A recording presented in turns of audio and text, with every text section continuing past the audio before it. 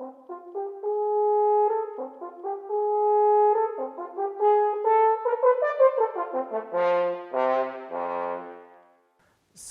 I graduated in 2014, at which point I was lucky enough to already be doing quite a lot of freelance work in Glasgow.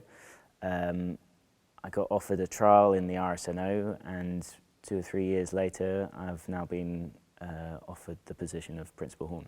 In my trial process I had a lot of big repertoire. Heldenleben was one of them, a couple of Mahler symphonies, Mahler 2, Mahler 7. Now I've gotten over that hurdle of playing some of those pieces for the first time. I now look forward to playing them again with that experience under my belt and basically playing them with more confidence. You know, I think once you've jumped that first hurdle of doing some really big repertoire for the first time, you realise it's not so scary, you know, to do when you've got the support of lots of great players and a great section. And you look forward to the opportunity to do it again. So the course I did at the Conservatoire was the B-Mus course, honours, and I studied with the then principal horn of the BBC Scottish Symphony Orchestra, who was David Flack, and he was brilliant and a fantastic player. And what was great about having him as a teacher is 10 minutes walk down the road, he would be doing a concert every week.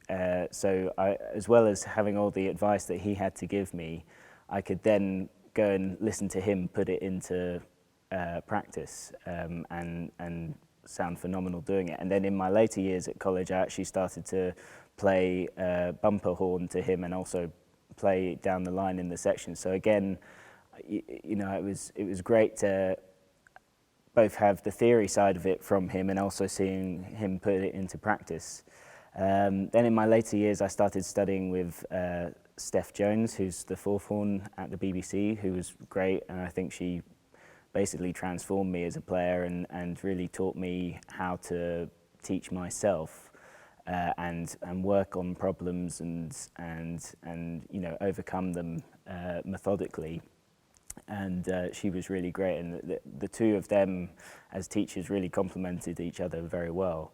I was lucky enough in my first year to do the BBC apprenticeship scheme, which meant going in and sitting in the orchestra before ever working with them and listening to the section, playing with the section, getting advice and tips from the section. And actually that same year I got to play on my own part in the section as part of my apprenticeship schemes, which was really thrilling and an eye-opener as well, of the difference between, you know, playing in a good college orchestra and then playing in a good professional orchestra. You know, the things that you need to work on and the things you need to refine.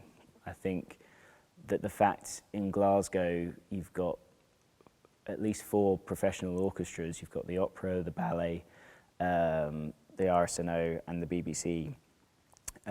You've got every opportunity each week to go and listen to a professional orchestra play.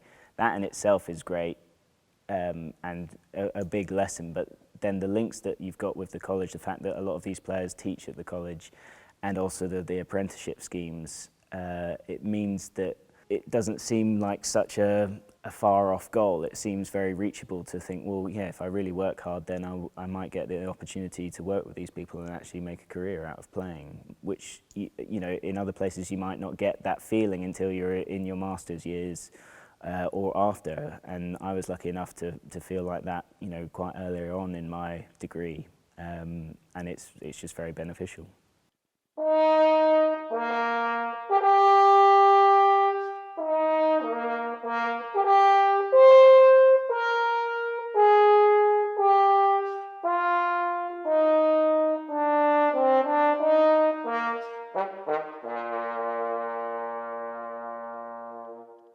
If you do work hard, then you'll get opportunities.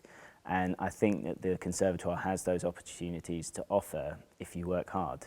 I think sometimes maybe elsewhere, even if you work hard, there is a larger pool of people and less opportunity to be offered to you. So I think the good thing about the Conservatoire is that there's plenty of performance opportunity, solo, ensemble, orchestral, and that's the best tool you'll have for learning what it's like in the profession, I think. It gave me the tuition and the experiences that helped me refine my skills to be good enough for a professional career.